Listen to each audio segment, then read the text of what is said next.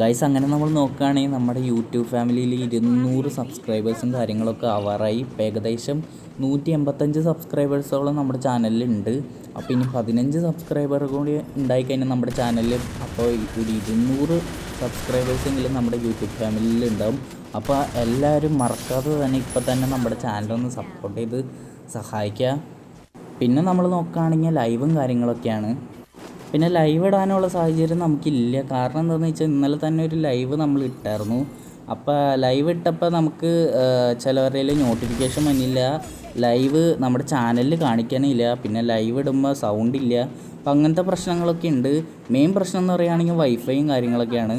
കാരണം നമ്മൾ മൊബൈൽ ഡാറ്റയിലാണ് ഈ ലൈവും കാര്യങ്ങളൊക്കെ ഇടുന്നത് തന്നെ. പിന്നെ എല്ലാം സെറ്റാക്കി കഴിയുമ്പോൾ നമ്മൾ ലൈവും കാര്യങ്ങളൊക്കെ ആയിട്ട് വരും. അതുവരെ നമ്മൾ ഈ ഒരു ഷോർട്സ് നമ്മൾ മുന്നോട്ട് തന്നെ പോയിക്കൊണ്ടിരിക്കും. അപ്പോൾ എല്ലാവരും മറക്കാതെ തന്നെ നമ്മൾ സബ്സ്ക്രൈബ് ചെയ്ത് നമ്മളെ സപ്പോർട്ട് ചെയ്യുക. റോഡ് ടു 200 ഫാമിലീസാണ് നമ്മുടെ യൂട്യൂബിൽ വേണ്ടത്. അപ്പോൾ ലവ് യു ആൻഡ് ബൈ.